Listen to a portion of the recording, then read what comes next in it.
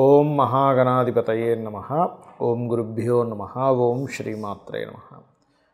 అరుణాం కరుణాతరంగితాక్షీం ధృతపాశాంకుశపుష్పబాణచాపాం అనిమాదిభిరావృతాం మయూకైః అహమిత్యేవ విభావయే భవానీం. శ్రీమాత్రే నమః.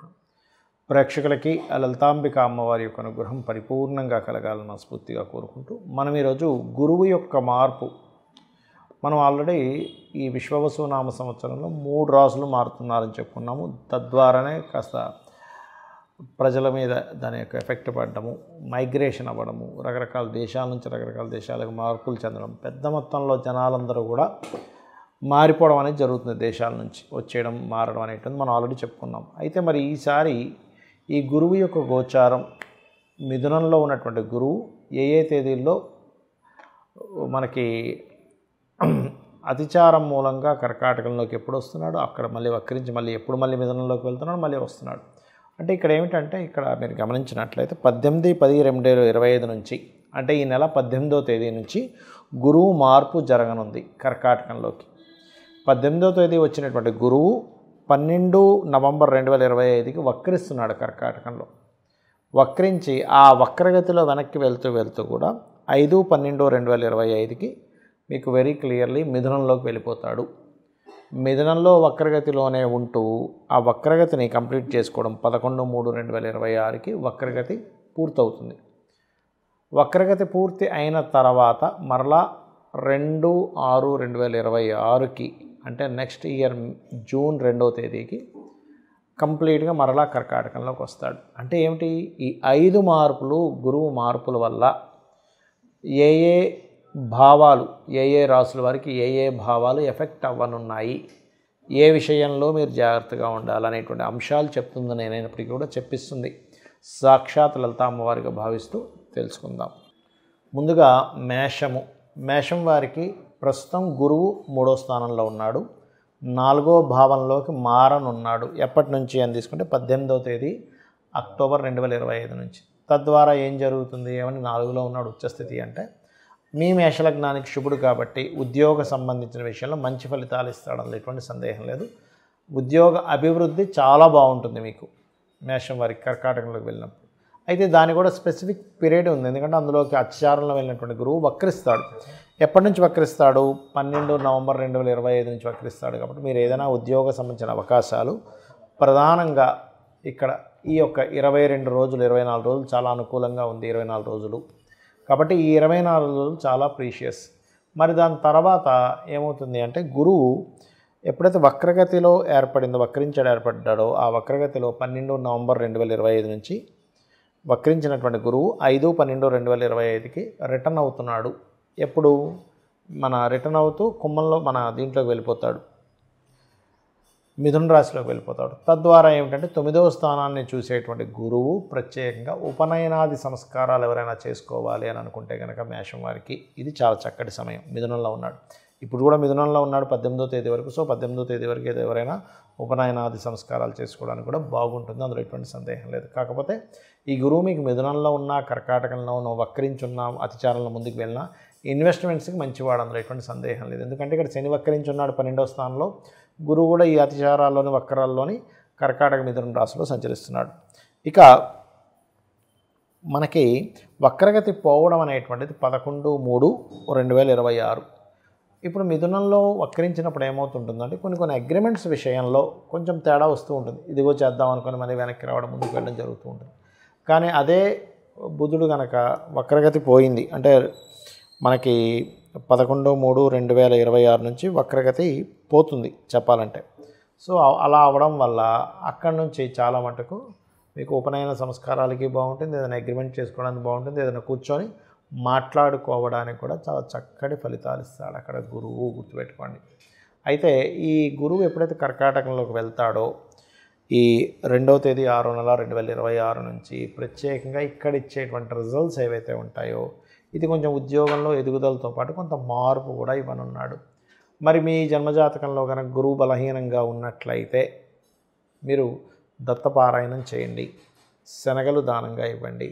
ఇవి గనక చేసినట్లయితే 100% మీకు బాగుండడం జరుగుతుంది. ఈ యొక్క గురువు విషయంలో చాలామందికి సంశయాలు ఉన్నాయి. ఏమంటే గురుగ్రహం గురుబలం అంటారు. ఇప్పుడు పలానా రాశి వారికి ఉందంటారు, పలానా రాశి వారికి లేదంటారు. అసలు ఈ గురుబలం చూసుకోవడం ఎలాగా? ఇక్కడ మీరు అర్థం చేసుకోవాల్సింది ఏంటంటే గురుబలం కేవలం రాశికో కేవలం లగ్నానికో కాదు, భావానికి చూడాలి. గుర్తుపెట్టుకోండి. అంటే గురుబలం ఒక్కోసారి లగ్నానికి ఇస్తే ఆ జీవుడు బాగుంటాడు. అంటే ఎటువంటి ఇబ్బందులు వచ్చినా కూడా జీవుడు ఏంటంటే ఏదో దైవం రక్షిస్తున్నట్టుగా వెళ్తూ ఉంటుంది అతని జీవితం అనేటువంటిది. అలా కాకుండా ధనభావానికి కనుక గురుబలం పెరిగితే ధనపరంగా ఏదో దైవ సంకల్పంతో వస్తుందేమో ధనం అన్నట్టుగా ఉంటుంది. 3వ స్థానానికి కనుక గురుబలం వచ్చినప్పుడు అగ్రిమెంట్స్ చేసుకుంటుండాలి ఎవరైనా కానీ. గుర్తుపెట్టుకోండి.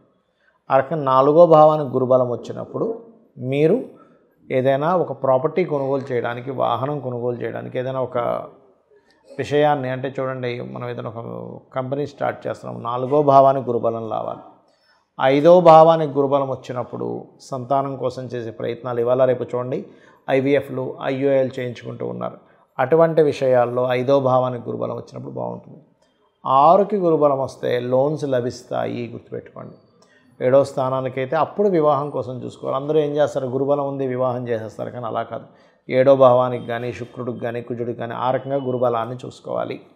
అలాగే 8వ స్థానానికి గురుబలం వచ్చినప్పుడు తాతగారు ఆస్తికి సంబంధించిన విషయంలో ఏమైనా ఉంటే డిస్టర్బ్ అయినటువంటి మళ్ళీ సెట్ అవ్వడము, అలాగే ఇన్సూరెన్సెస్ మూలంగా ధనం రావడము, అదేవిధంగా జీవిత భాగస్వామి పార్ట్నర్స్ మూలంగా ధనం రావడము, అలాగే తాతగారు ఆస్తి సంబంధించిన విషయం ఏమైనా గొడవలు ఉంటే తీరిపోవడం లాంటివి ఇస్తాడు 8వ స్థానంలో గురుబలం. ఇది రీసెర్చెస్ లేనట్లయితే చూడండి, ఒక్కోసారి మనకి కొన్నిసార్లు మనం కొన్ని ప్రయోగాలు చేస్తూ ఉంటాం, రీసెర్చ్ చేస్తూ ఉంటాం, అక్కల్ రిలేటెడ్ నేర్చుకుంటూ ఉంటాం. అటువంటివి యోగిస్తుంది.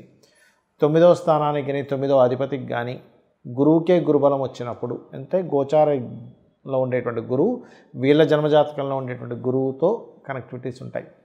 అలాంటప్పుడు ప్రధానంగా ఇక్కడ మీరు తెలుసుకోవాల్సిన అంశం ఏమిటి అంటే, ఇది ముఖ్యంగా ఉపనయనము చేయించుకోవడానికి, దైవ కార్యాలు చేయడానికి, పుణ్యక్షేత్రాలకు వెళ్ళడానికి బాగా యోగిస్తుంది.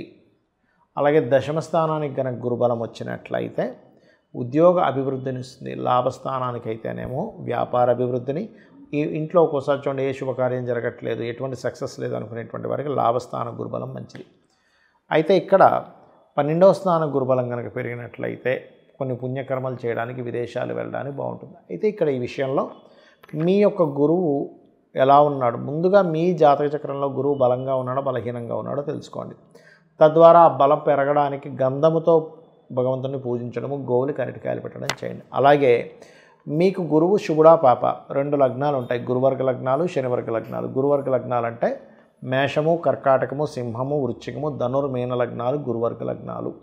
శనివర్గ లగ్నాలు అంటే వృషభము, మిథునము, కన్యా, తుల, మకర, కుంభరాశులు శనివర్గ లగ్నాలు అవుతాయి. ఈ శనివర్గ లగ్నాలకి గురువు కొంతవరకు హెల్ప్ చేస్తాడు. గురువర్గ లగ్నాలకి ఎక్కువ ఇది ఉంటుంది. ఎందుకంటే ఇది గురువర్గము, అది శనివర్గము. మరి శనివర్గ లగ్నానికి గురుబలం లేకపోతే ఎలాగా అంటే కొన్ని జాతకాల్లో గురువు పాప అయినప్పటికీ కూడా శుభ ఫలితాలు ఇస్తాడు. ఇది గుర్తుపెట్టుకోవాలి. కొన్ని లగ్నాలకు గురువు శుభుడైనా పాప ఫలితాలు ఇస్తాడు. అదేమిటి అంటే మీ యొక్క జన్మజాతకంలో గురువు ఉన్నటువంటి కండిషన్ బట్టి మీకు గురుబలం అనేటువంటిది ఏర్పడుతుంది. ఇది ప్రధానంగా చూసుకోవాలి. గురుబలం ఉన్నటువంటి వ్యక్తికి దైవానుగ్రహం బాగుండడము, సంతాన అభివృద్ధి కలగడము, గురువులతో మంచి సపోర్ట్ రావడము, ఇవన్నీ జరుగుతాయి. గురుబలం లేనటువంటి పిల్లలకి చిన్నప్పుడు చూడండి స్కూల్లో టీచర్స్తోనే ఎక్కువగా ఇబ్బందులు పడుతుంటారు. అప్పుడు మనం అర్థం చేసుకోవాలి, గురుబలం తక్కువగా ఉంది. మంచి కార్యాలు ఎవరైనా చెప్పినా మనకు చేయబుద్ధి కాదు, అప్పుడు గురుబలం తక్కువగా ఉందని అర్థం చేసుకోవాలి. గురు సమానుల్ని మనం తెలియకుండానే వాళ్ళతో మనం ఒక మాట పడ్డము, మనం వాళ్ళని చులకనగా చూడడం జరుగుతుంటుంది. అలాంటప్పుడు కూడా మనం అర్థం చేసుకోవాల్సింది ఏంటంటే గురుబలం తక్కువగా ఉంది. అలాంటప్పుడు మనం చేయవలసింది దక్షిణామూర్తి యొక్క ఆరాధన లేదా దత్తాత్రేయుడి యొక్క పారాయణం చేయడము, ఇవి ఎక్కువగా చేస్తుండాలి. లేదా గోశాలకు వెళ్ళి గోవులకి అరటికాయలు తినిపించడము, పసుపు, గంధము లాంటి పదార్థాలను చక్కగా ఆలయాల్లో సేవకి వినియోగించుకోమని ఆ యొక్క భగవంతుడు మీకు ఆ అనుగ్రహం ఇచ్చాడనేటువంటి భావనతో వాటికి ఇవ్వడం చేయండి. అప్పుడు ఏమవుతుందంటే గురుబలం ఎప్పుడైతే పెరిగిందో మనిషి జీవితంలో చాలా ముఖ్యమైనటువంటి అంశం. గురువు బాగుంటే జ్ఞానం పెరుగుతుంది. జ్ఞానం వల్ల అంటే మనం ఏదైనా పుణ్యకార్యములు చేయాలన్నా, దేవత ఆరాధన చేయాలన్నా గురుబలం ఉండాలి. గురుబలం ఉంటేనే మనం చేసేటువంటి దేవత ఆరాధన ఏవైతే ఉంటాయో అవన్నీ కూడా ఫలిస్తాయి. గుర్తుపెట్టుకోండి. కాబట్టి గురుబలం పెంచుకునేటువంటి విషయాల్లో ఈ యొక్క ప్రక్రియలు పాటించండి. పసుపు రంగు వస్త్రం దానంగా ఇవ్వండి మీ గురువు కనుక బాగున్నట్లయితే, లేదా శనగలు దానంగా ఇవ్వండి, గోవులకి తినిపించండి, గురుగ్రహం దగ్గర దీపారాధన చేయండి. కొన్ని జాతకాల్లో గురువు నీచపడ్డం కానీ పాపగ్రహాలతో కానీ ఉన్నప్పుడు అప్పుడు ఇంకొంచెం దాన్ని చాలామంది తెలియక గురువు బాగాలేడు కదండి అందుకే కనకపుష్యరాగం పెట్టేసుకుని అంటారు. అలా పెట్టుకోకూడదు. గురువు బాగుంటేనే పెట్టుకోవాలి. గురువు బాగులేని పక్షంలో వాటికి సంబంధించిన దానాలు ఇవ్వాలి. అంటే శనగలు, పసుపు రంగు వస్త్రము, పసుపు గంధము ఇలాంటివి దానంగా ఇస్తూ ఉండాలి. లేదా పసుపు రంగు వస్త్రాలు ఎవరికైనా దానంగా ఇవ్వవచ్చు ఆలయాల్లో ఉండేటువంటి వారికి.